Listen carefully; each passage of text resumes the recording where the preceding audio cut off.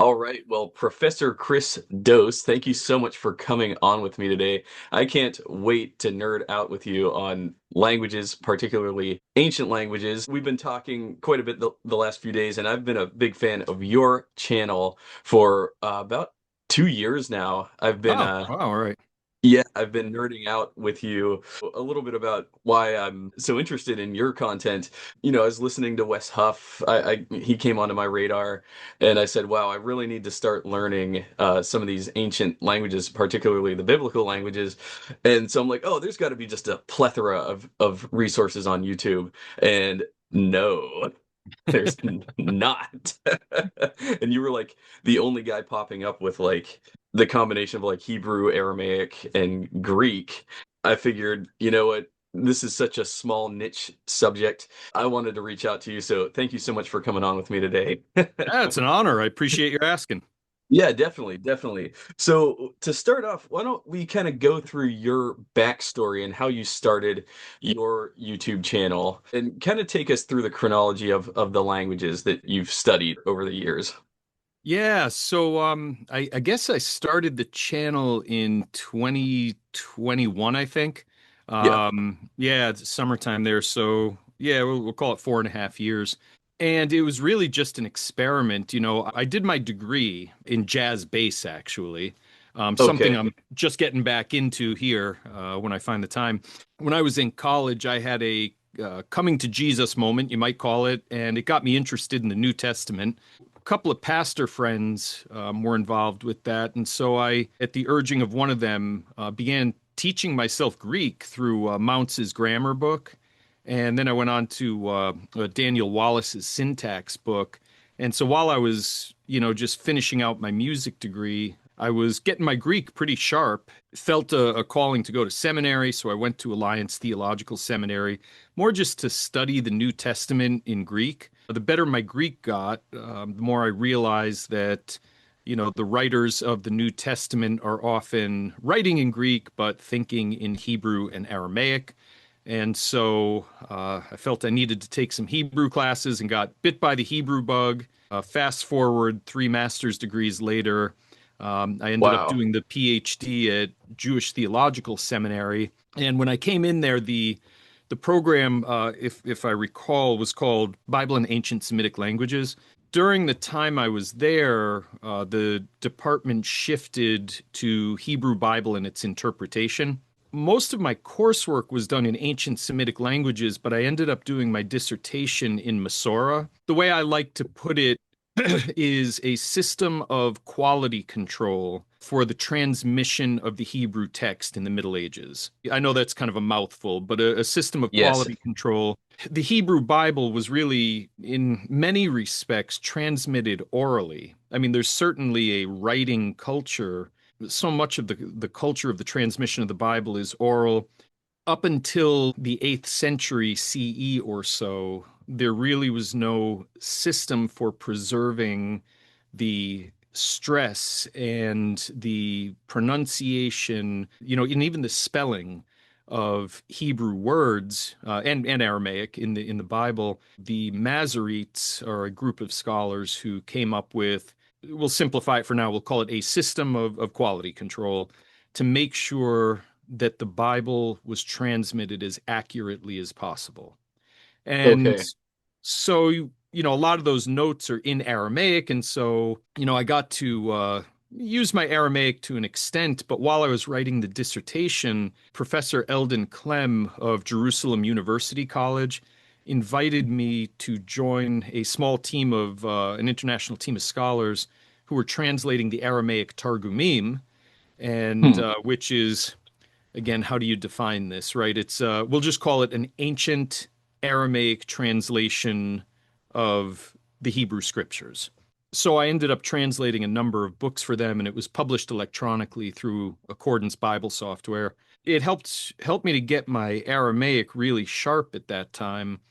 Taught for years after the dissertation was done in 2014. I got a full-time post at Alliance Theological Seminary in Nyack, New York, in New York City. For a number of years, was a associate professor of Hebrew Bible there, and I think I parted ways with them in 2019. Ended up retooling in Arabic. I had taken some Arabic courses a long time ago, but I invested a lot more time in Arabic and have developed a love for particularly Levantine Arabic, the modern spoken Arabic of the Levant. And all that to say, you ask a simple question, but I give you this complex answer. The reason why I did the YouTube channel is I just found that my interests are so eclectic, between linguistics and history and ancient religion. You kind of have to do a little bit of everything to study the Hebrew Bible. And I figure if I'm interested in it, there are other people out there, so why not mess around a little, get a YouTube channel going, and see if it takes. So here we are. Yes, absolutely. And well, thank you for doing that because, yeah, I can't stress how difficult it's been to find people to talk to. It's such a niche subject. If it weren't for Wes Huff kind of, yeah, I think he's sort of mainstreaming it now, but the internet is really just filled with just slop. Aside from like a few lectures here and there, it's really hard to find intellectually rigorous content, I'm finding. That's fine. I get it. It's not popular. That's okay. I don't think it's necessarily meant to be, but when you have the entirety of the internet and nobody is covering this subject except for like you and like a couple other people, it's like to me that it starts to feel like there's a big void there. I wanted to throw my hat in the ring and maybe try to start getting just not popular content, but just more content in relation to the biblical languages out there. So yeah, that's why I'm so glad that you do the work that you do, and that's really cool. So I have so many questions. So you said Targumim, the Yeah, train. the Aramaic Targumim, some people will anglicize it and call it the Targums. Either one's fine. The Targumim are a collection, I want to phrase this as best I can, a collection of independent Aramaic translations Okay, of the Hebrew scriptures. So, for those of your viewers who are not familiar, what Christians call the Old Testament, what Jews will just call the Bible, is principally written in Hebrew. You have half of Daniel and half of Ezra being written in Aramaic, and then a few phrases, Genesis and Jeremiah, so on. But it's okay. basically in Hebrew. The Hebrew Bible, depending on how you date it, and I know there's people who are going to take umbrage with my dating here, but I'm just going to say that the Hebrew Bible is written with an asterisk, both written down and orally composed over the course Yeah. of about 1,000 years. I would say from, the 12th century, perhaps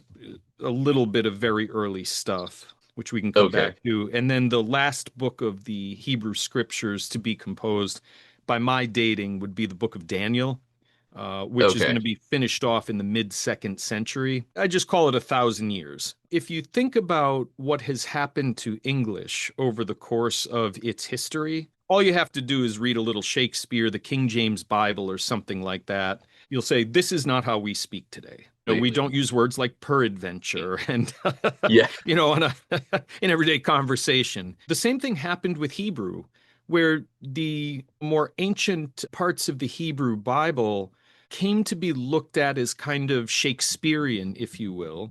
During the Babylonian exile, so many Jews now spoke, well, that's a bit anachronistic, but so many ancient Israelites started speaking Aramaic. And we Okay. know from Nehemiah chapter 8 that when Ezra comes back and reads the Torah scroll, we have those who are giving the sense of the Torah. In my view, almost surely means that it was being rendered into Aramaic for the returnees from Babylon. So by the time you get to the Common Era, even though Hebrew was still being spoken to a certain extent, it wasn't the same Hebrew. More people spoke Aramaic, and there was a custom in many of the synagogues in the Holy Land where when the scriptures were read in Hebrew, there would be a meturgaman, someone who targumed, or we might say translated, the scriptures into Aramaic. This tradition comes to be recorded in writing over the course of 1,000 years. We have some Targums that the Pentateuch or the Torah that go back to roughly the time of Jesus or shortly thereafter. Others are, maybe written down as late as, the early second millennium CE. But again, over Okay. a period of about 1,000 years. Yeah. Okay, gotcha. I'm just curious, can you see my screen share? Yeah, so yeah, I see the Tel Dan stela, the Mesha Yes. stela, the Moabite stone. Yep. Yes. Elephantine, great. Yeah. Yes, awesome. I'm not sure if you're familiar with Stephen Nelson. He runs the Cross Bible website. That's what I'm sharing here. Okay, I'll have to check it out. All right. Okay, so he's actually my Greek tutor right now, and he's super talented kid. He also speaks Russian. He actually raised his son to speak Greek. I found his channel. So I don't know if you're familiar with Ammon Hillman. Doesn't ring a bell. He's that crazy guy that's been on the Danny Jones podcast. It's a long story, but he basically reads the New Testament in Greek and he gives like a full-blown blasphemous reinterpretation of it, and it's frankly ridiculous. Like the whole thing. I'm an amateur in Greek, and I could tell you that his interpretations are just ridiculous. But yeah, Stephen Nelson went on the Myth Vision podcast for 5 hours and debunked everything like methodically that Eamon Hillman laid out.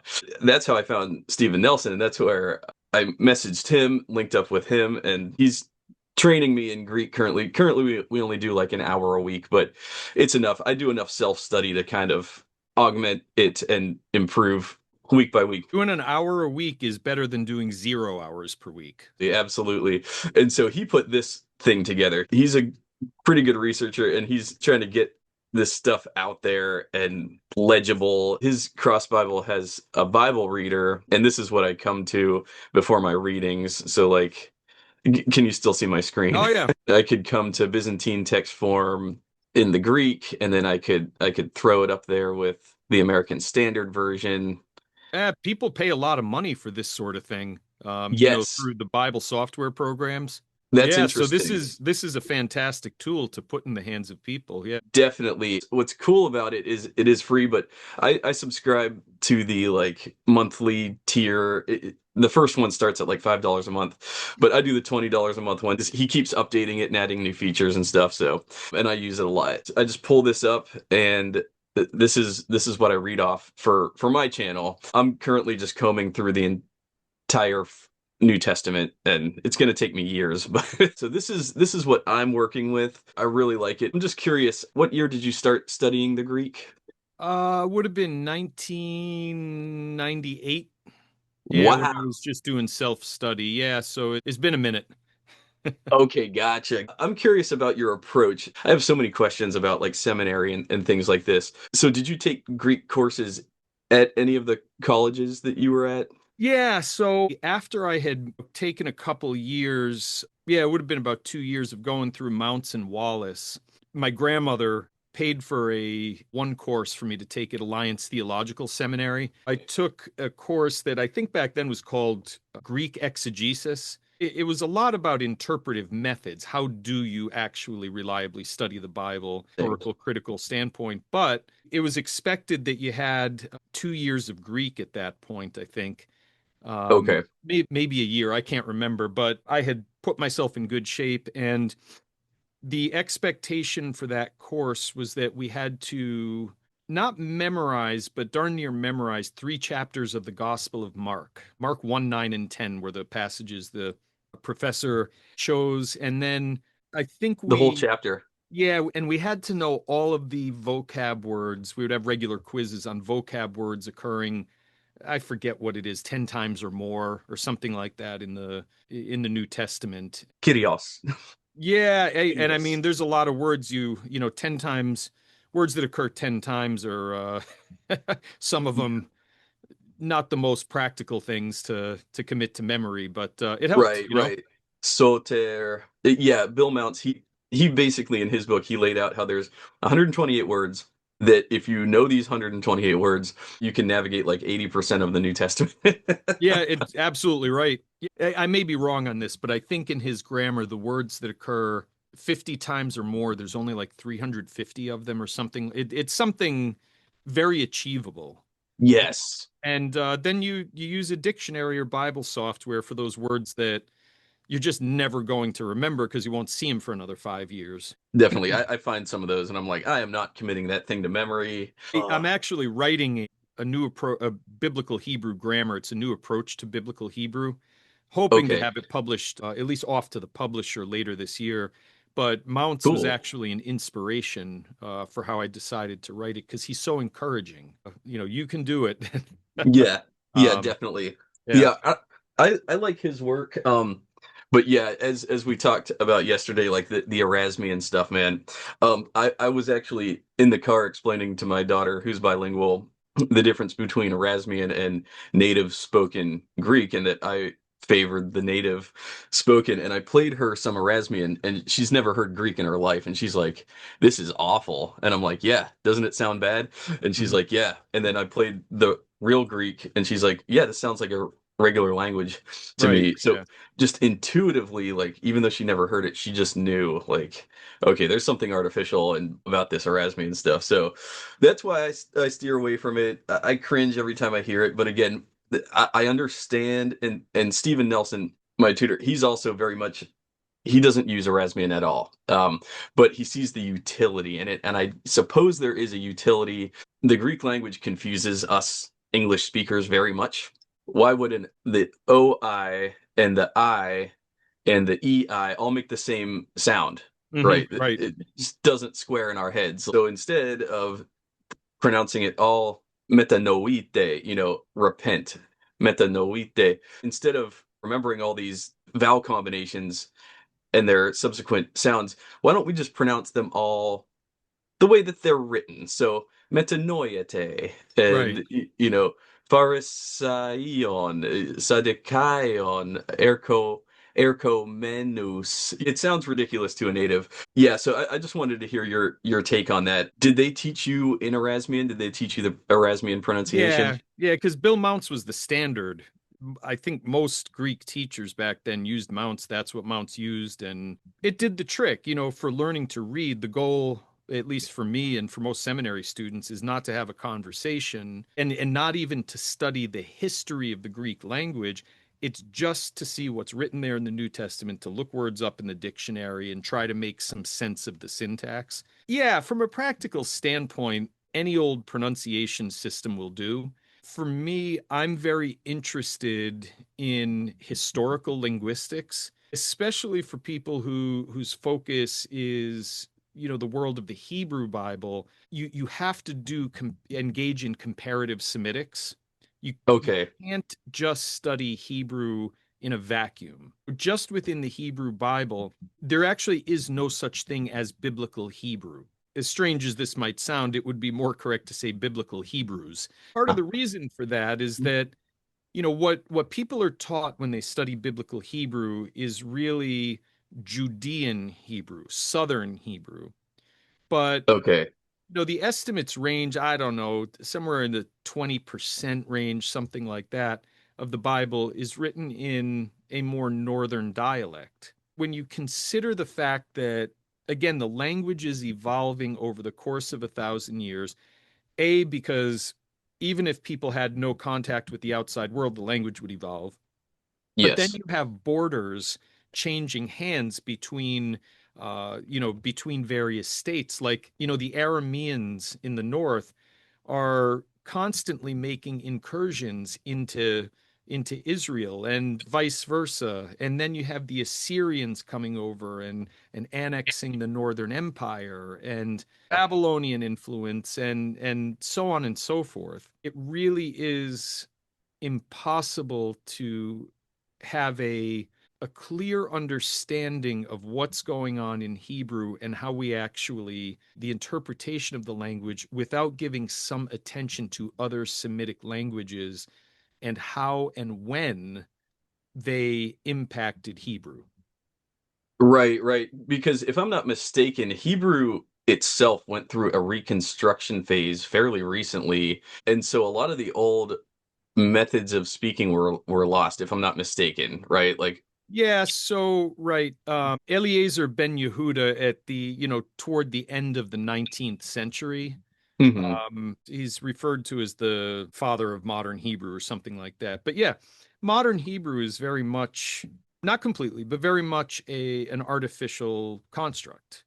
The Hebrew of Israel today is very similar to the Hebrew of the Bible, but it's also very different. I remember in grad school, sitting in a Dead Sea Scrolls class with an Wow. Israeli classmate who had come to the US to do doctoral studies there.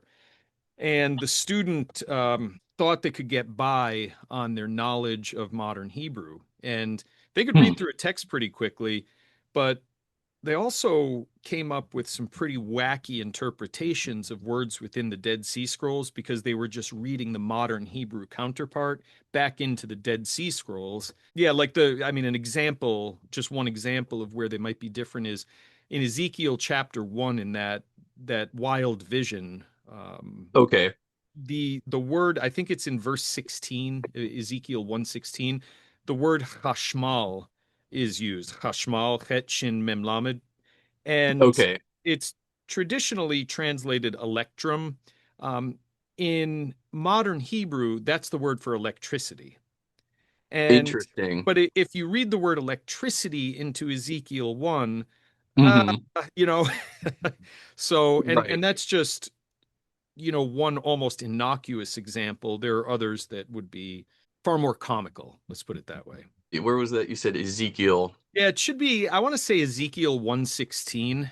I actually cannot read any Hebrew. I've tried to get the script down. I still don't have it down. For those watching and for those who don't know, I do have a background, a pretty strong background with Arabic. For those who don't know any Greek, I just want to give an example here of this Erasmian here. So this AI, this is according to Erasmian pronunciation, you'd say I, and this would be oi, oi, and this would be oo. But actually, in regular Greek speech, they're going to pronounce this oi as e, Mm-hmm. and they're going to Right. pronounce this ai as eh, eh. That's just an example. I don't want to jump around too much, but Yeah, right. Erasmian sucks. My favorite example is instead of logos, the word for word, logos, they're going to say logos, Right. and it Yeah. sounds really dumb. Logos, much more clear. So in Ezekiel 1:27, it says, Va'ere ke'en chashmal k'marei esh beit la saviv, which means, and I looked then, and there was chashmal is the ESV. It translates it as gleaming metal. I think would the ASV have amber? Yeah, ASV it says glowing metal. ASV is glowing metal. Okay, yeah. Yeah. Some will translate it as amber because it wasn't clear for a long time what this meant. Okay. But it follows after the word chashmal. It says k'marei esh as the appearance of fire. So that gives you some idea of what it means. But in modern Hebrew, the word is electricity, chashmal. That's an example there. I'm looking really quickly to see what the Septuagint does. Yeah, the Septuagint, in the New English translation of the Septuagint, it has electrum, and the Greek there is electro. Yeah, electro. Um, Electro. yeah, Interesting. yep. So See, that's in 127 anyway. Yeah. Greek is so much more friendly to the ears, is it not? Yeah, exactly. So, Let's see. Where? the Arabic for electricity would be kahraba. Okay. Kahrabai is like electric, Yep. like Siyara Kahrabaiya would be a like an electric car. Okay. So you said that word Targum earlier. The reason that jumped out at me is because the Arabic equivalent is tarjama. Yeah, Uh, exactly. yes, yes. So anta mutarjim Arabi. So you're an Arabic translator, and ana utarjim al Arabi. I translate Arabic. So and then Yeah. Now in tarjama. just I don't really know Egyptian Arabic, but I've dabbled with it. But I think am I mistaken when I say when there's the letter Jim in Levantine, it would be a G in Egyptian? Like In Egyptian, it would be a ga. Yeah. So, and but so not. yeah, so a translator would probably sound in Egyptian Arabic just like Aramaic then, or something very akin to it. Yeah. So Egyptians don't always change the jim into a g sound, but they do it more often than not. So yeah, they'd say targama instead of tarjama for a translation, Yeah. or they say kweyes awi. They have different grammar. Like they'll say el binti di, el walid da. So el binti di means this girl, el walid da means this boy. Instead of hada el walid or hadihi el bint. They have just, I'm not very good with Egyptian. Like I hear it, I could understand like 70% of it, but Mhm. it's Right. rough. My Yeah. Egyptian is rough. That's why we call them in Arabic class, we call them jokingly Egyptians. Oh, Egyptian. Yeah. Right. I've always found it strange that that Jim letter that we have our G in English does the same thing. The Jim can be both a J and a G in Egyptian, and same in English. Our G is a J and a G. Yeah, like gorgeous, right? The word gorgeous. Yes, yes, There you go. precisely. Yeah. Precisely. Very, very strange. That's why I was thinking, okay, I when I started this journey of learning biblical languages, I started actually with Hebrew. No, no, no. I take that back. I started with Aramaic. I Okay. started with Aramaic, and I'm like, I'm going through all these resources, and I'm listening to all these regional varieties of Aramaic, and I'm like, this is just so decentralized, this language. I don't even think I could call it a language, right? Right. It's all over the place. So I'm like, okay, I'm going to abandon Aramaic for now. I'm going to jump to Hebrew. Another mistake. I'm like, oh, this is just too arduous. Let's start with the Greek. Okay, gotcha. Flat Earth background. All right, so ladies and gentlemen, introducing my daughter, Rihanna. So come on in. Hey, Rihanna. It's I'm cutting Chris. me How off. are you? Good. How are you? Nice to Good. meet you. Nice to meet you. Yeah, so Chris is a professor, and remind me, you're a professor of what again? So yeah, I'm these days I'm teaching I actually teach at a boarding school. I'm the chair of the theology department at Canterbury School in New Okay. Milford, Connecticut. Hmm. And but yeah, I was a professor of Hebrew Bible at Alliance Theological Seminary for years, and I've maintained a very loose affiliation with Jewish Theological Seminary. Okay. I think I may be teaching a course there possibly next year, something like that. But yeah, I occasionally join a band out of White Plains that the head of which is a former colleague of mine from Jewish Theological Seminary. So yeah. Okay. Yep. Very cool. Very cool. Well, yes, as I was saying earlier, she's bilingual in English and Spanish, Right. Ah, particularly the Caribbean dialect. Yes. okay. Yes. Yeah, hablo un poco de español, pero I was about to say mishimni. The Mishimnih. Arabic and the Spanish Which run language together is there. that? Yeah, Mishimnih means not well in Levantine. It's Levantine specifically. yeah, Mishimnih. yeah. Funny how you can confuse a linguist brain. Right. Oh, yes. That's Oh, right. yes. It's so easy. But what's funny is it is like switching gears when you think about it. It's if you know enough languages, I find it's not hard to jump from one to the next. It just takes practice, and the big thing is keeping sharp on all of them.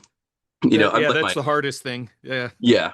Yeah, I've allowed my Arabic to get really, really rusty.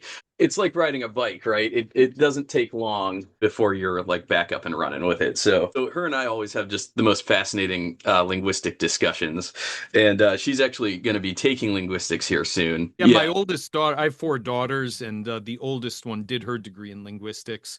Oh, really? cool. Yeah, yeah. So she speaks Korean.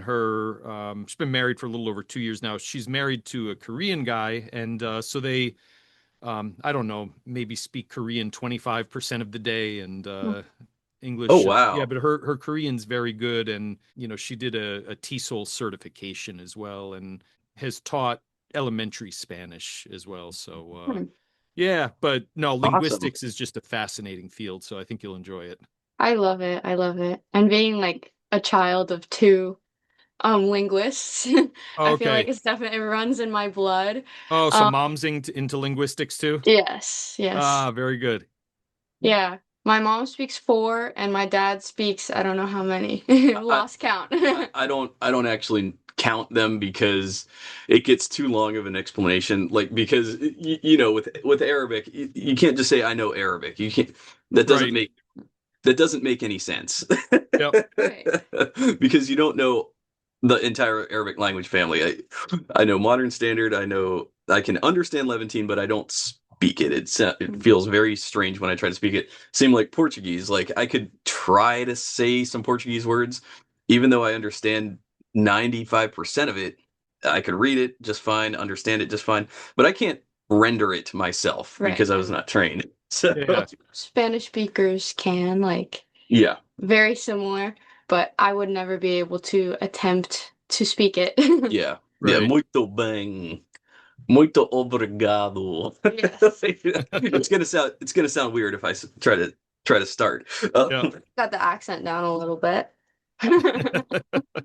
It's Erasmian Brazilian. Okay. There you go. There you go. Yeah.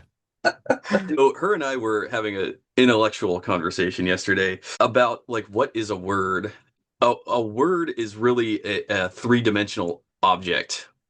In fact, it's almost like a trans-dimensional object if you really think about it, because it started with the first verse of Genesis. In the beginning was the Word. The Word was with God. The Word was God. And I'm thinking, okay, why word? Why is it a word? Why isn't a spark? Why isn't it like fire or an explosion or like Or light or light? anything. Yeah. Like, why is it in the beginning was the word? Oh, it's Right? very much an Aramaic thing.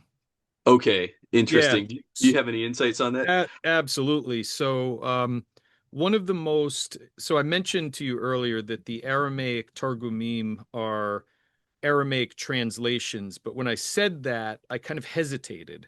And the reason why is because while the Targums are largely fairly literal translations, they can also be mildly and sometimes highly expansive Interesting. with a lot of more contemporary Jewish theology inserted into them. The best analogy I could give for someone who hasn't, like for listeners who aren't familiar with the biblical languages, is imagine you worked for Wycliffe producing a new translation of the Bible for an unreached people group.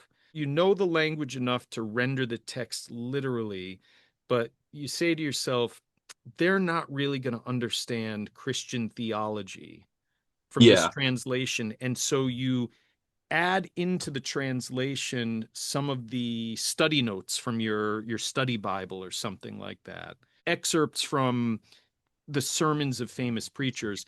And so, anyways, one of the really conspicuous additions to the Targums is that in many places where the Hebrew Bible says that God did something or said something, or where God is presented anthropomorphically, presented in human form, instead of saying God spoke, it might say Hmm. a word went out from before the Lord. So God is not doing the speaking. A word goes out from before the Lord. And, you Yeah. might rightly ask, well, what exactly does that mean? Well, the other thing is that when God does something or reveals something, he reveals it, the Aramaic will say, in his memra.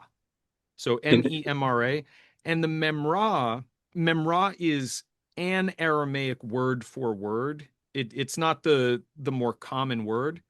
Okay. Memra. So it's related to the Hebrew verb amar, which means to say. There's a very common word. But the Okay. memra in the Aramaic Targums, it is really quite curious in that it's a lot like presented a lot like the angel of the Lord, where the angel of the Lord in the Hebrew Bible, it's like, well, is it God manifest, or is it this independent spiritual being doing something on behalf of God? And it's never made clear. You Yeah. could kind of go both ways. And so the Memra, there are passages where the Memra is distinct from God, but there's also passages where the Memra is identical with God. And so when you come over into John 1:1, and it says, en archi no logos, in the beginning was the okay, they're writing in Greek. John's writing in Greek, but he is so clearly, to my thinking, based on everything we see in John chapter 1. So, in archenologos, so in the beginning was the memra, and you say, wait a second. We hear this in synagogue when the Hebrew Bible is translated, okay? And then it says keologos in proston theon, and the word was with God.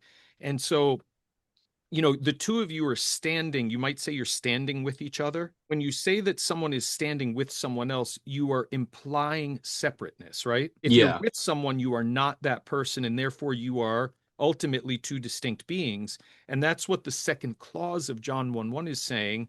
But then you get the third clause, which is, ke theos logos, and the word, the memra, was God. And for anybody who is conversant in the Targumim, they'll say, yeah, that's the memra. That's exactly how the Okay. memra comes off. This idea is treated, the memra in the Targumim and its relation to the Gospel of John. There's a couple of things that readers could look at if they're interested. The first one that's most accessible is in the Jewish annotated New Testament.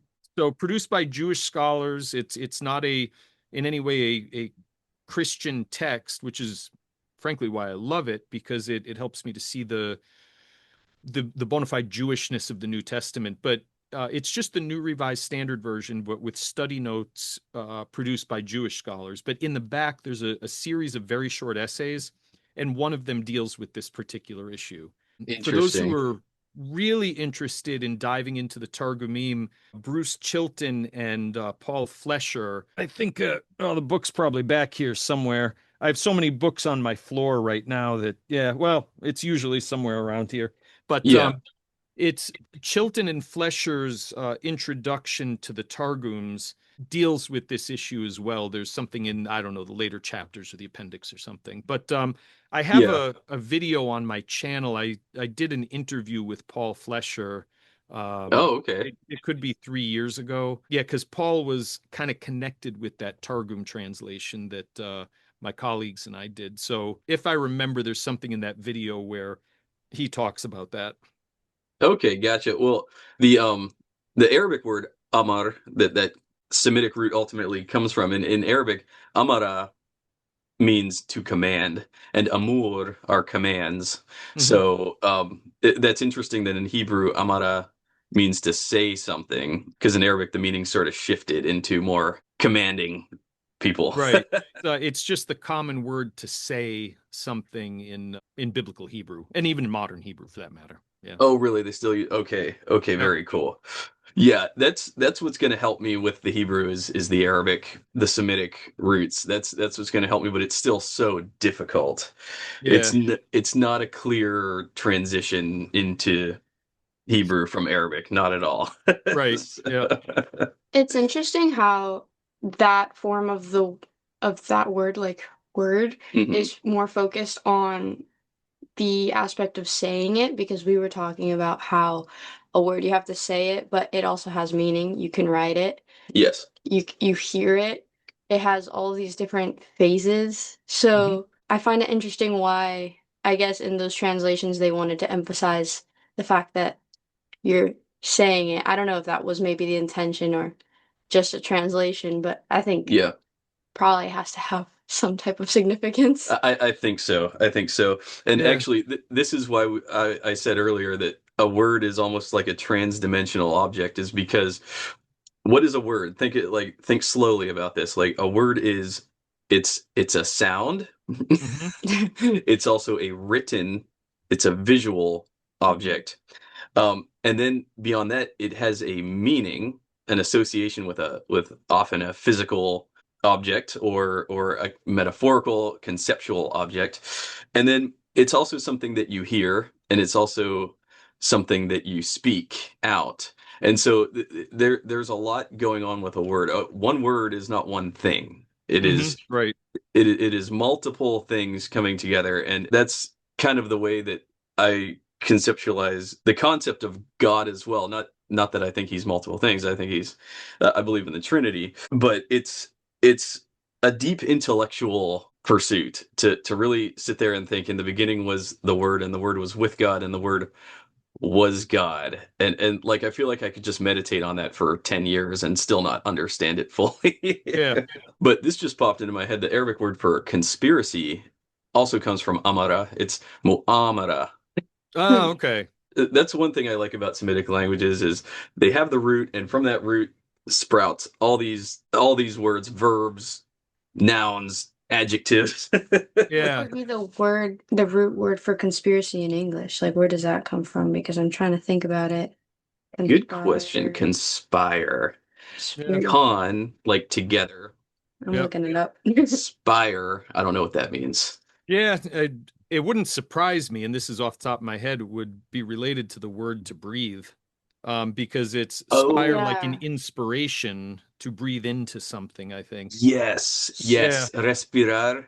Yeah, Yes, that's what Yeah, I there was you go. thinking. Right. Yeah. yes. Spiro means I breathe. Let's see. So it says first thing on Wikipedia says in the modern sense it also means I sing in unison. So con means with or together and spiro means breathe. Mm. So Yeah, there you go. Breathe together. That is fascinating. Yeah. Yeah, it's Yeah, funny how words develop, you know. it Sometimes is. it is obvious and other times it makes absolutely no sense. yeah. But That's very true. yeah, We were, one interesting point that you made is that you said, a word is not one thing.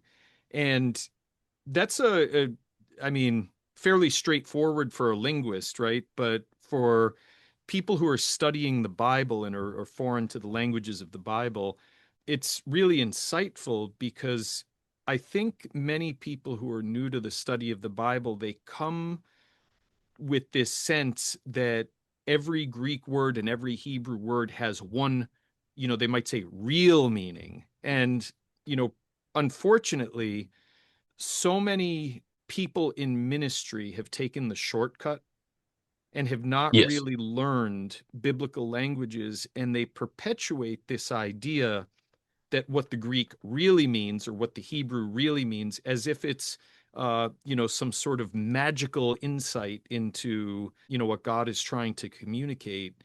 And yeah, I just find that so many will perpetuate this idea that if you just look the word up in a dictionary, you're going to get this, profound spiritual insight. And that's just not how language works. True. So yeah, so I'm glad you shared that. Yeah, definitely. And when we were in the car recently, months ago, I was talking about the Greek words pneuma, which means spirit, psyche also.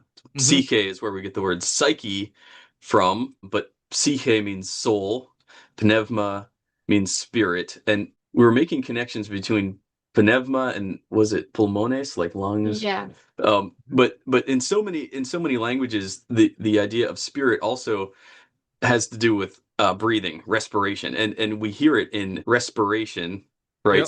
Yep. Spire, there's spire again. Right. Yeah. Spirit, and it's breath, Yeah. the breath of life. And in Arabic, ruh is a soul, and rih is wind. Yeah. And Well, so, right, and Jesus is doing that, and it works brilliantly in John chapter 3, yes, because the wind blows where it wills, and you hear the sound thereof, right? And so is everyone who's born of the Spirit of God. And hmm in Hebrew, both wind and spirit are ruach. And ruah. so Okay, so whether you're reading it in Greek or whether he's speaking in Hebrew, it's the exact same thing. Um, interesting, yeah. interesting. And even Yeah, the and Hebrew word for soul too, nephesh, is it nefesh. really originally just means throat.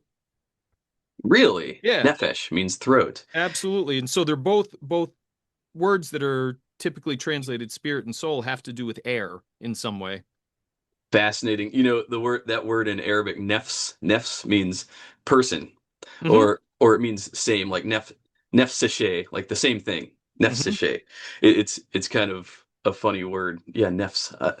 I never even made that connection that it meant two different Yeah, things. and a lot of times, Self. like when you're reading the Bible, translations will translate soul from the word nephesh, and Okay. it means self. It Yeah. it originally comes from the word for throat, But just because a word originally comes from throat, like, conspire would come mean to breathe with, but we say, hey, we're going to conspire together to do X, Y, or Z. It doesn't mean we're breathing together. It's the word has Right. taken on a new meaning over time because that's how language works. So yeah, most of the passages in the Bible that theologians will look at to talk about, do humans have a soul and a spirit, or just one or the other, it's like, yo, hold the phone, right? You just need to Right. understand that these are concrete words that are used to describe some sort of amorphous and not completely understood part of human existence. And I think, Right. Christian theologians, they get way too philosophical and they allow Greek thinking to impede their theological inquiry. Frankly, it's because they're not trained in Semitic languages well. There's a practical side to this where you will find in seminaries where Old Testament students have a hard time with systematic theology. The reason is systematic theologians are trained more in philosophy, somewhat in Bible content, and almost not at all in linguistics. So it's just a very different way of looking at the Bible when you're looking at it from a sort of a pan-Semitic approach as opposed to a Greek philosophical approach. I've heard this a lot, and you mentioned it yesterday and today, and I find it very interesting that, and this has always been a question of mine, like, what languages did Jesus speak? Because we don't really exactly know. We know that he spoke Aramaic, but we're iffy on how much Greek he knew. And you were saying that it makes sense to you that the Greek used here in the New Testament is very much from the mind of a Hebrew native. Is that correct? Yeah, I mean,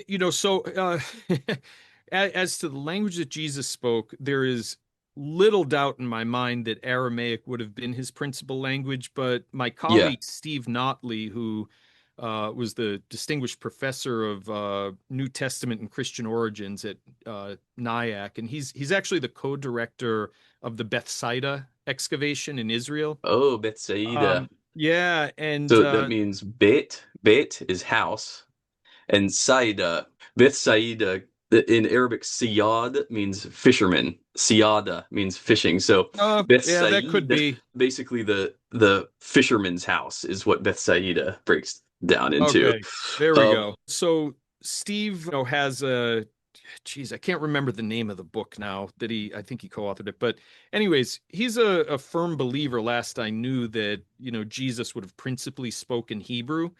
And, there's evidence for and against, but the bottom line is Jesus certainly knew Hebrew and Aramaic. And as someone who was probably not just a carpenter, but a craftsman, also a stonemason, something like that, depending on how you read it, I would take it for granted, though I mhm. can't cite any evidence, that he would have had to have known some Greek. They say that shopkeepers in the old city of Jerusalem today know about 10 languages.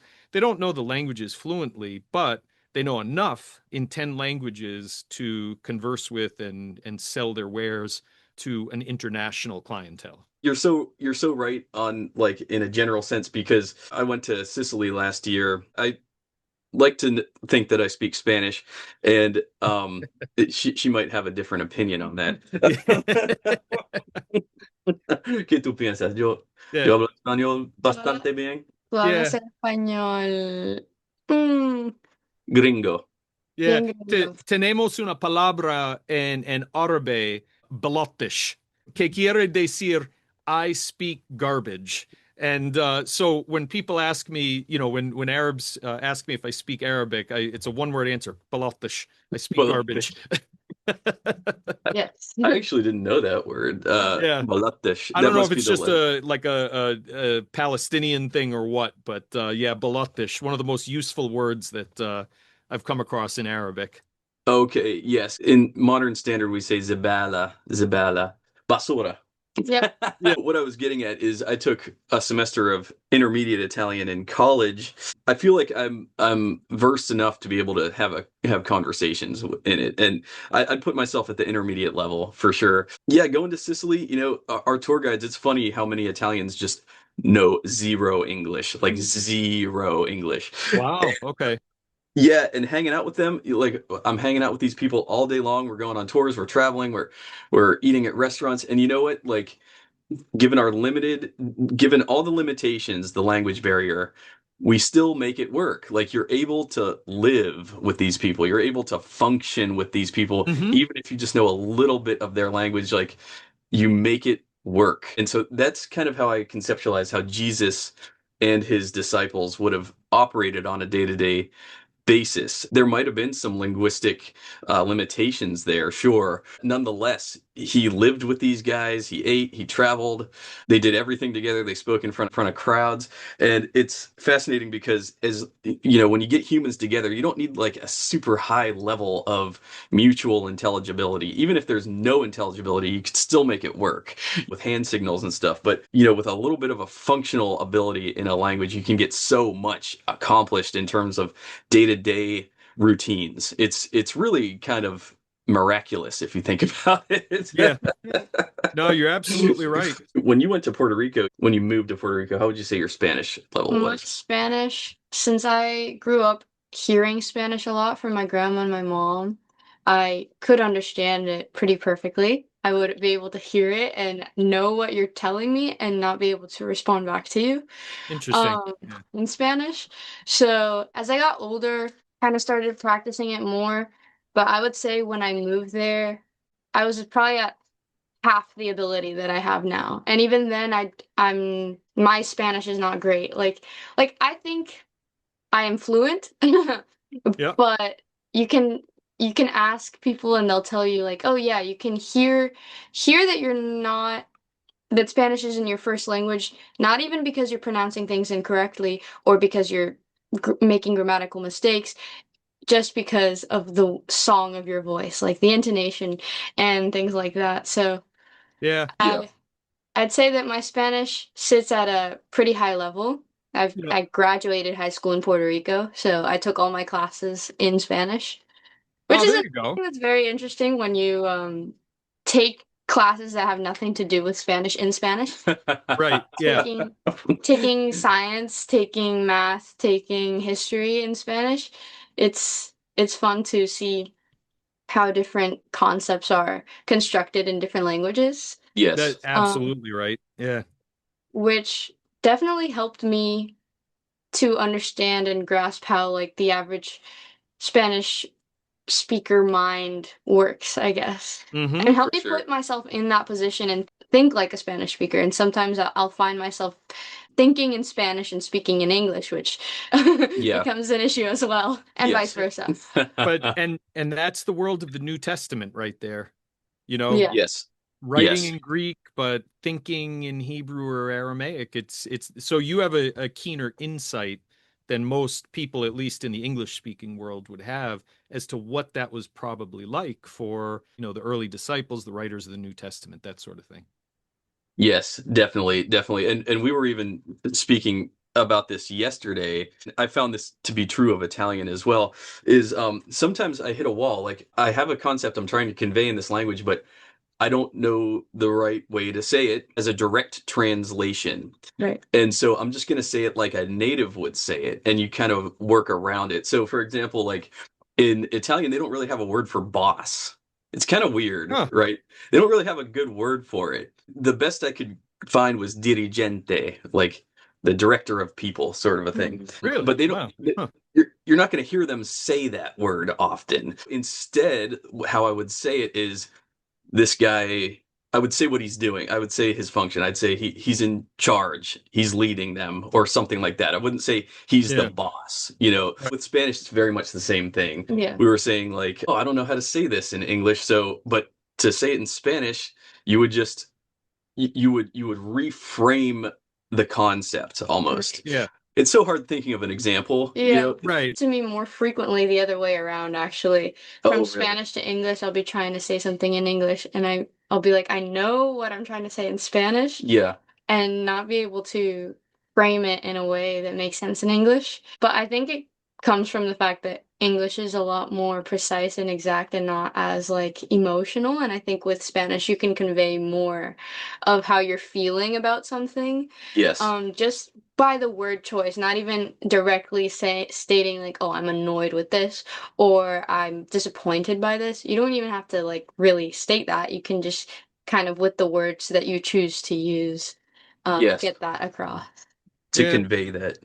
I mention when I teach like my adult Sunday school class here at the church is that, because people are always asking about Bible translations, which one's better, more accurate, that kind of thing. And I'll say they're all good and they all have deficiencies. And that's because all translation, and not just with the Bible, but this is Spanish to English, English to Portuguese, Portuguese to Italian, whatever you want to do, all translation is inherently interpretation, right? Yes. and Yes. and that's because, like you said, words are the word you used is transdimensional things. I think, for instance, like in the Levant, one of my former Arabic teachers, I asked her one time, I said, I know that in certain areas people are going to be more sensitive about males and females who are like not married interacting in public.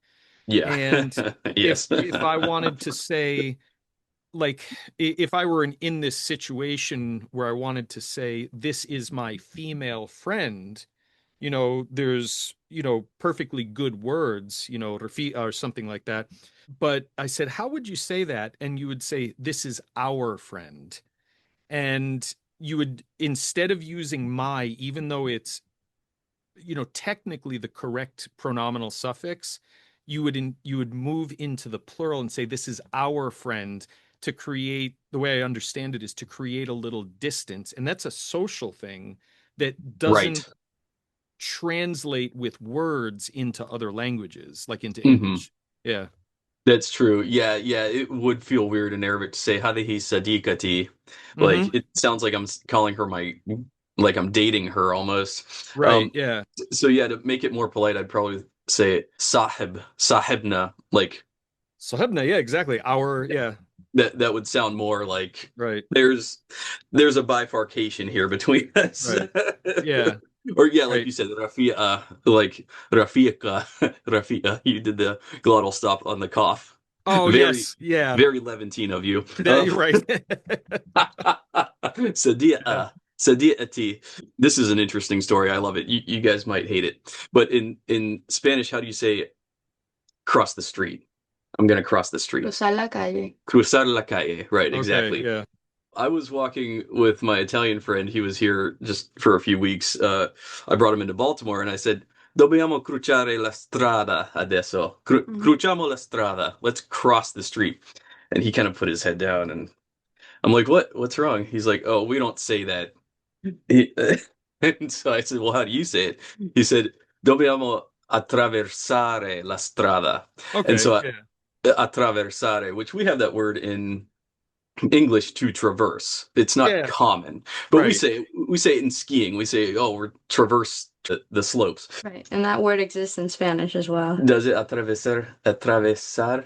I think so. Okay. So Yeah. what I was saying in Italian, cruciamo, cruciare, means to crucify. Oh, yeah. Yeah. Yeah. So Gonna crucify the street. yes, yes. So Right. what's interesting is cruzar in Spanish means what's cross, cruz, la Yeah. cruz. Cruce in Italian. Yeah, cruce is cross in Italian. So I just thought cruciare would mean to cross the street, and instead it meant crucify the street. Yeah. And In Spanish, crucify would be crucificar. So there's a okay, difference. Cruzar y Okay. crucificar. yes, Yeah. crucificar. There you go. There you go. So fascinating the way, meaning this is an example of meaning drift from one region to another. We might be dealing with the same words, but the meaning shifts. Just like you were saying, amara means to say, whereas amara, in Arabic it's a military context, like a general issues orders. You're not going to hear that word very often outside of a military context. So it's just fascinating delving into the nuances. I could talk for literally 10 hours about this.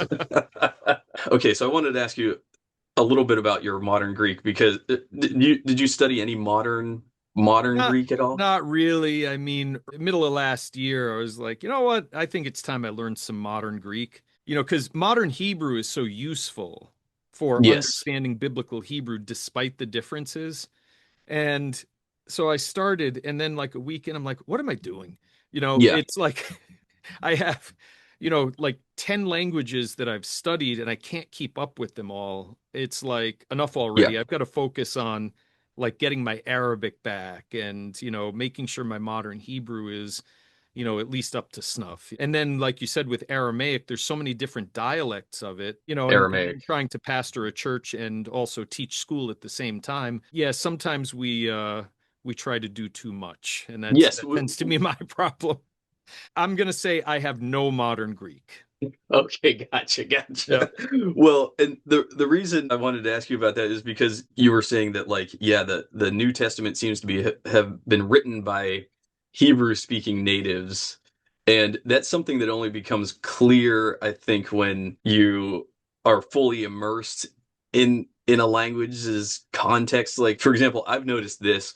I could tell if I'm in a Spanish speaking area and I interact with the natives. I could tell based off their Spanish accent if they also speak English, Mm-hmm. if that makes sense. Like they Yep. can speak to me only in Spanish, and I could tell the Spanish speakers that probably just know Spanish and based on their accent. And I could tell the Spanish speakers that probably know English based on their Spanish accent. That's a kind of very nuanced observation to be able to pick up on, I think. You Yeah. know, and so to be able to look at the Greek, the Koine, the Kine Greek, and to be able to read it and say, "Oh, this came from a Hebrew mind." I think that's like a very like advanced observation because I'm to nowhere in my proficiency to be able to make that determination. Yeah, it's actually pretty simple, when Okay. it comes to the New Testament in terms of just looking at some fundamental concepts like how to say of, for instance. Oh, yeah, yeah, yeah. And, I mean, from Arabic that generally we're going to use an idafa construction where if you wanted to say the boss's house, you could just say Hmm. Beit al-Mudir, right? Yes. Which literally is house, the boss. But Hmm. because of the way the words are joined syntactically, that the of is implied there. Yes, it Um, is. Yeah. and so Hebrew works the same way. Aramaic does the same thing, but it also has this additional way of doing things, which is like, and Arabic has this to a certain degree. Like if I wanted to say oud player's brother, all right, you know, Oh, you could the say, oud, the yeah. oud. That's So a ahu like a le'azif al-oud. So ahu le'azif al-oud means his brother of the player of the oud, right? interesting. Okay. Yeah, so Interesting. Akhul Azafalud, and that would you look at a construction like that, and if someone were to say that literally in English, you would say, "Oh, they're speaking English, but they're clearly not thinking in English because nobody in Yeah, English would ever say his brother to the player of the oud." It's just nonsensical English. And it so is. Yeah. it's little things like that, just even in how you say of is yeah, Aramaic is more like Spanish. Like I don't know this for a fact, but I'm convinced that the Spanish word de, meaning of, actually comes from Aramaic. The Aramaic word is di. Really And yeah, yeah. So di, interesting. and it makes sense because when you consider the history of Jews in Spain and even the Yeah. broad spread of Aramaic in the ancient world, it's like so little things Yeah. like that. It's you don't really have to be that advanced if you just know some of the unique things like how to say of or how do you indicate possession. Those sorts of things vary so widely from language to language. That's true. It's interesting that Hebrew might have had some spill words, some loan words in Spanish or concepts even. As you probably know, there's a list of Arabic words that evolved in Spanish. Yeah. Also Alfombra or like something like that. cards, Yeah. yeah. Yeah, the castle. Almohada castle? Yeah, el Alcazar.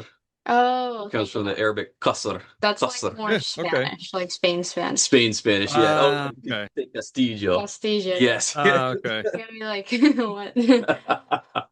Or ojalá. Yeah, that's from Inshallah. Yes, inshallah. And then Oh, I never made that connection before with yeah, ojalá. Yeah, yeah, interesting, interesting. Yeah. yeah. Ojalá. So the word usted, there's a usted. There's a big controversy around where the word usted came from. The official academic position is it evolved from de la vuestra merced, which means of your mercy, of thy mercy. I did not know that. That's cool. Yeah, Huh. de la vuestra merced it got condensed and then it became usted. Interesting. Yeah, but you know that in Arabic, Exactly. Yeah. usted means professor. It means sir. It's basically a title, Yeah. an honorific. Yeah. And Who decided that then? yes, Vuestra merced. de la vuestra merced. And I looked into it, and I even asked the AI algorithm, and it favors de la vuestra merced origin. But intuitively, I just feel like There's no way. there's no way it Yeah. didn't come from usted. There's just Yeah. no yes, they booted the Moors out of Spain, right? Good, get them out of there. But like, but I can't rationalize it. I just feel like just so instinctively that it comes from usted. It's just something within me. They use it almost There's the same way. absolutely, there's absolutely no way Yeah. that Yes. it's not from Ustez or Ustev in the Fusha or classical pronunciation. Right. Yeah. It just feels so natural that it would have come from that. I don't know. There's other examples. My favorite is the Spanish word for pillow. Almohada? Almohada. Okay. Yep. It comes from the Arabic al-mekhada. Al-khad is a cheek, and so the mekhada is the thing you put your cheek on. Yeah. the place for your cheek. That's interesting because cheek in Spanish is mejilla. Mejilla. Yeah. Oh. And also the spelling of the word almohada, you would think it's like from the way that it's pronounced Almoada, but it actually has an H in there too, which is one of those things that trips you up, but it's Almohada. Oh, Kind really? of how you were pronouncing it in Arabic. Which is Okay, just so yes. atypical in Spanish to Yes. have H in the middle of You a would word. never see that in Right. something pronounced like that. So Yeah. Right. That's fascinating. Wow. But if you know Arabic, you expect it. There you go. Yes, you absolutely expect it. It's funny, like watching the two languages collide because the Arabic words are so unnatural in Spanish, within the Spanish lexicon, that they come up with some really interesting ways to render those words. Yeah. Almohada. Like think of a Hispanic person trying to say almejada. right. Yeah, exactly. Right. Yeah. Not going to happen. No. Never going to happen, in fact. May I be so Right. bold? The word for clothing is also very similar, like camisa. hmm And what's the word for shirt in Arabic? Yeah, Kamis. camise. I think Same one of them, thing. Kamis. Yeah. Yeah, Pantalon in Spanish, pantalon in Arabic. yes, Same thing, just switch the P and the B. yes, exactly. And looser, but still connected, is the word for blue, azul. Yes. Azrak. I'm probably butchering that pronunciation. That was Azra, good. yeah. Azra. Yeah, Azra. Yeah. Yes, that was a very good rendering. I like the modern Greek word for shirt. It's pukamisa. The pukamisa, it comes from apo. So overshirt is literally what it means. Okay. Interesting. Yeah. Yes. Yeah. And I just learned the word for underwear, esorucha, which is eso, inner. Uh-huh. Rucha is clothing, ropa. I don't know if those are directly related. Roja en ropa? I don't know. Yeah, rucha. Because I thought there was a relationship between the playa and paralia in Greek. Playa, Spanish for beach, paralia in modern Greek, but it's not. Yeah. it's not in any way related. It's they sound similar and they mean the same thing, but they are not. Yeah.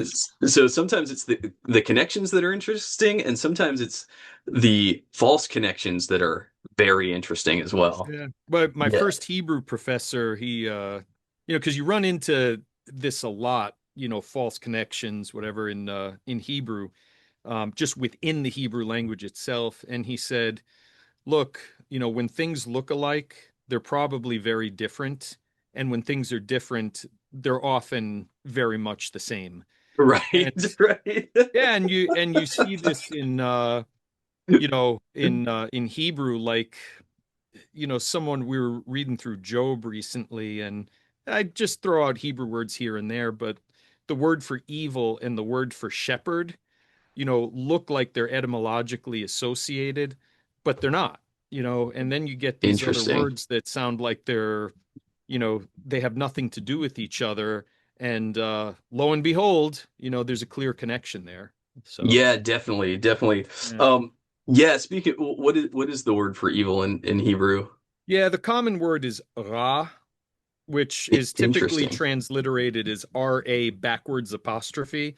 So Ah, the yeah, the R in Hebrew is more like that French sort of at least in okay, modern pronunciation. And then the okay, letter ain or ayin in Arabic is there in Hebrew as well, but nobody pronounces it anymore. It's become silent.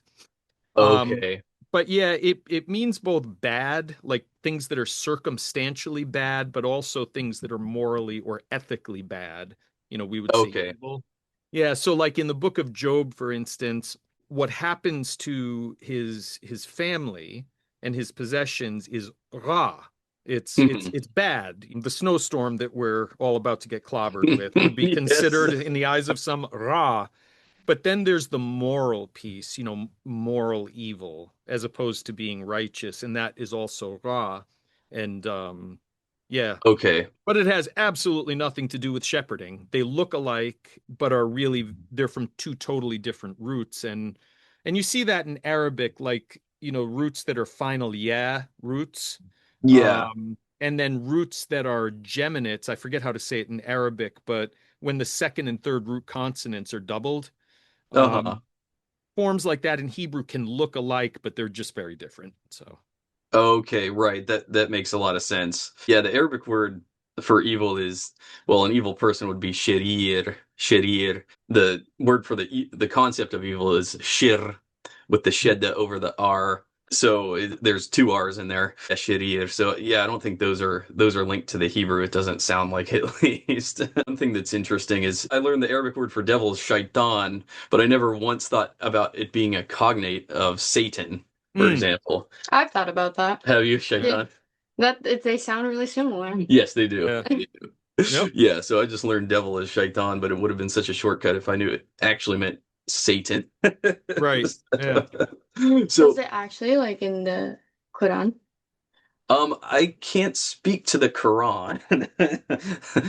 yeah. If that's the word that's used, yeah, But that is the word that they use. You're going to Israel, correct? This summer, you said? yeah. I'm hoping to likely, I should say, likely doing a probably about a 2 week trip, and with the intent of doing some video recordings of interviews with Israeli and Palestinian friends, so in Israel and the West Bank, and just talking about, getting something documented for my students back here, that doesn't come from a fox or a peacock, as it were. Um, Yes. they just get to hear the voices and the thoughts, and to have some, even though over video recording, some sort of almost human interaction, as it were, with Palestinians and Israelis, and leaving my politics and feelings out of it, but just letting people talk and saying, Mhm. here are the people that you hear about in the news, but this is, the unedited version, letting them talk for themselves, and not being reduced to sound bites that are edited into, some sort of meta narrative that the American news wants to push. Definitely. That will be very valuable. I can't wait to see that. That's going to be so like insightful, I think. And you do plan to use your Levantine when you're there. I'm curious, how did you study find Levantine courses? Because I've looked It's for not dialect. easy. It's not. Yeah. It's not finding dialect specific courses in Arabic. Yeah, the way I did it actually was, yeah, I started with Levantine with some students who were from Bethlehem, and they were studying in the US, and so they kind of helped me. I had a foundation in in Fusha, so they started helping me, and then in 2018 I went to Bethlehem for a conference, and Hmm. one of my former students was actually working in Bethlehem or in the environs there, and he recommended a four-book course to me by a guy by the last name of, I don't know if it's pronounced Elichai or how he pronounces it, but it's written in transliteration. There's no Arabic script whatsoever. And even though I could read Arabic script, I was like, this is so totally the right approach, because Arabic script, you're gonna mispronounce things if you're trained in Fusha. Like the Yeah. Qaf, for instance, how do you represent the Levantine pronunciation of Qaf? You know, Yeah, and that's a good question. And actually, I see them rendering it. If they're typing it in English, they'll put the apostrophe or the hyphen or whatever. Uh, yeah, and so this series, which came with all the audio, was fantastic, and that actually got me speaking Arabic. And then I enrolled in, I don't, this might have been 2020. The dates are all kind of running together, but one of the state universities in Pennsylvania began offering an Arabic degree program online. And so I took a course or two at a time, and they used Georgetown University's series. But it was yeah. fantastic because it's principally Fusha, but every lesson has accompanying materials in Levantine, specifically Syrian and Egyptian. And so that's Okay. how I got exposed to, further exposed to Levantine, but also exposed to some Egyptian as well. And Okay. and Very that was a good. very good course. Very good course. Okay. Yeah. Awesome. When I was in the military, like I took a pretty extensive month or 2 month long Arabic dialect course. That was really good, but in terms of finding it in academia, like that it's just a nightmare to find something like Absolute, no, that. absolutely right. Yeah.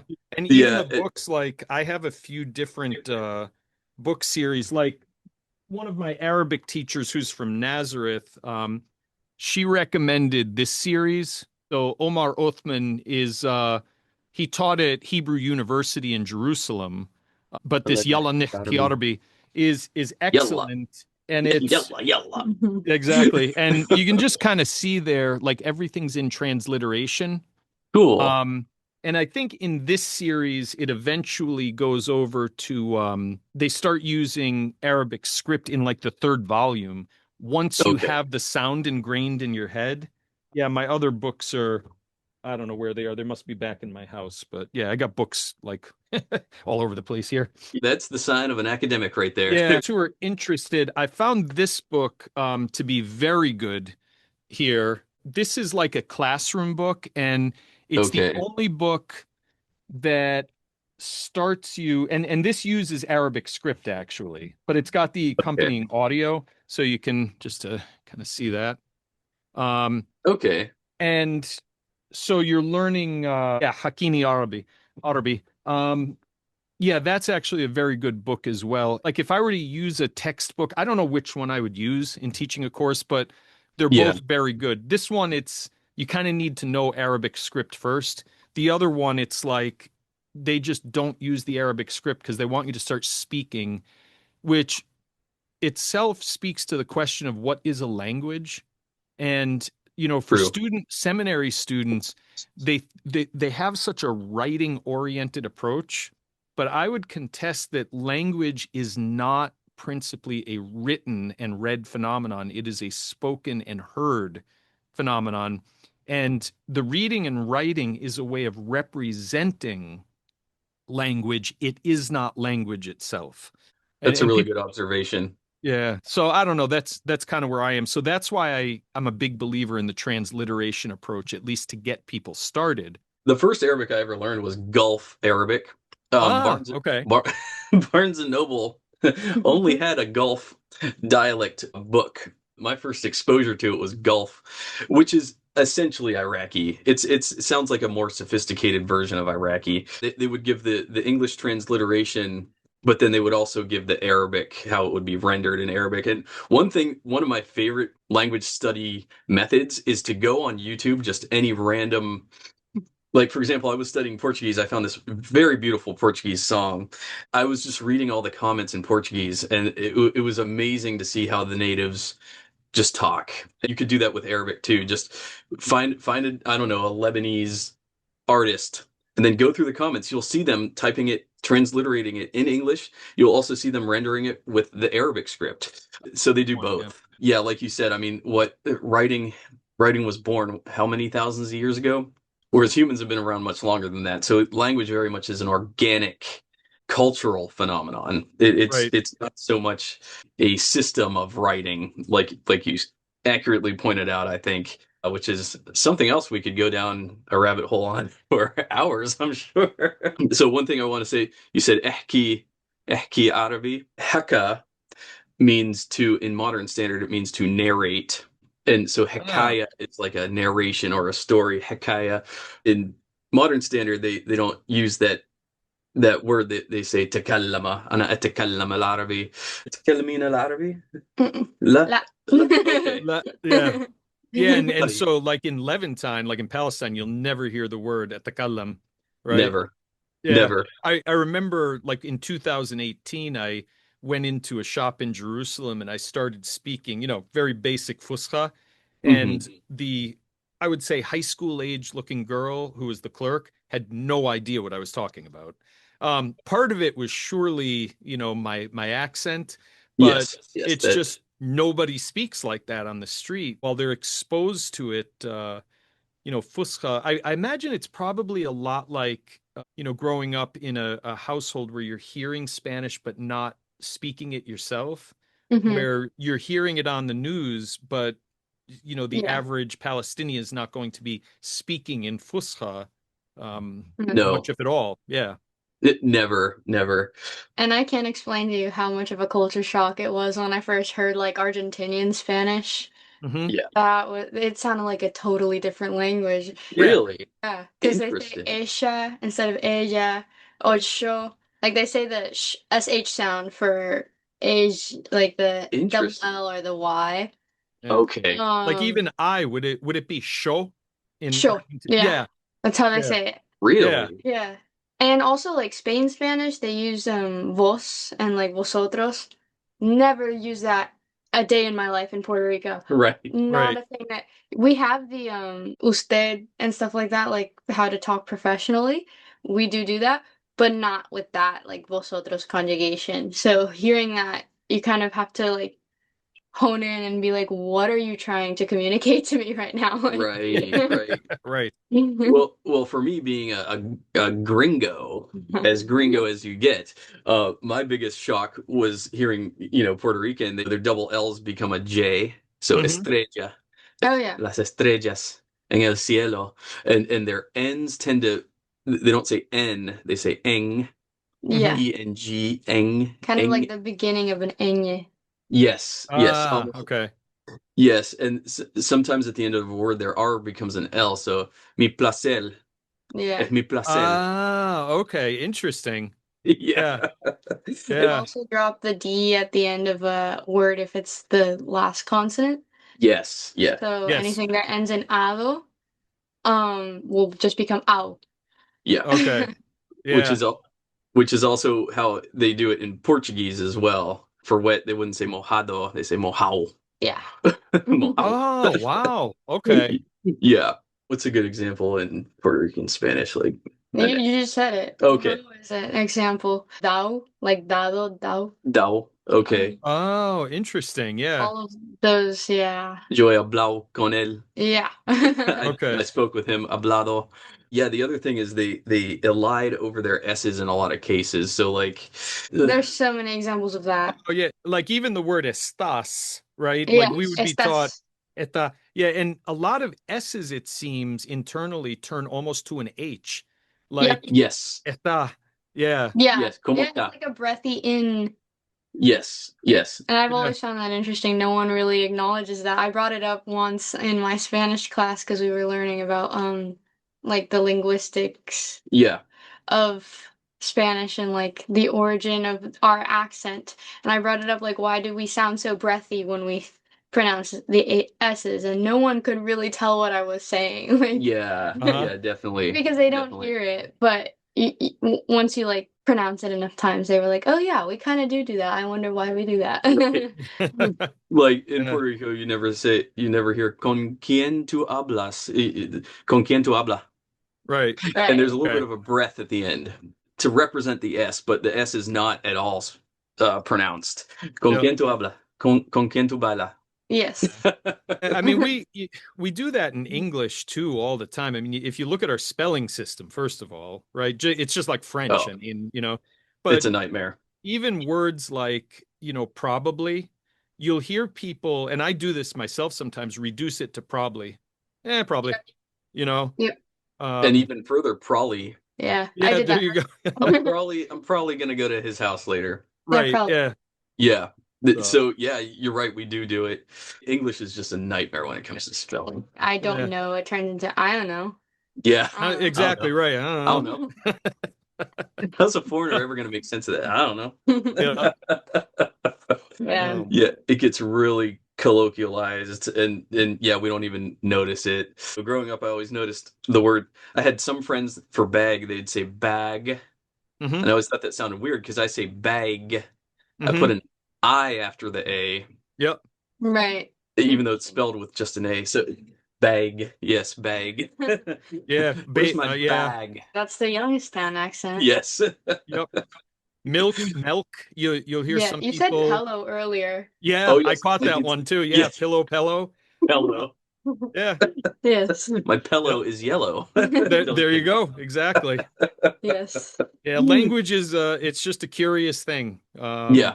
But Yeah, and here's what I found. It's endlessly fascinating. That's why I devote my life now to just always being a student of language, and I never want to stop. The good news is there's enough gray matter in our brains to house endless information. So we could study it our whole lives and retain it. We can. It's possible to juggle 10 languages in your head. I do believe that. It's So within human nature to want to be able to communicate. So yes, exactly. We should probably start to wrap up now, but man, yeah. I want to link up again. Yeah, let's do it. Yeah, sometime in the future, because I'm going to continue with the Greek, and I'm going to have more questions and observations, and especially when I start getting into the Hebrew and the Aramaic, I'll definitely need your advice, your expertise, resources, and things like that. So I'm excited. I'm excited to have met you. Thank you so much for taking the time Oh, today absolutely. to nerd out. Yes, yes. thank you. Yeah, we'll have to make this a reoccurring thing. I think Yeah, well, hey, you know where to find me. So that's true. That's true. Yep. Absolutely. Well, God bless, brother, and you have a great day. Thank you so much again for taking the time with us, and we'll talk soon again. All right, I look forward to it. Take All care. right. Ciao, ciao. You too. Thank you, Sarah.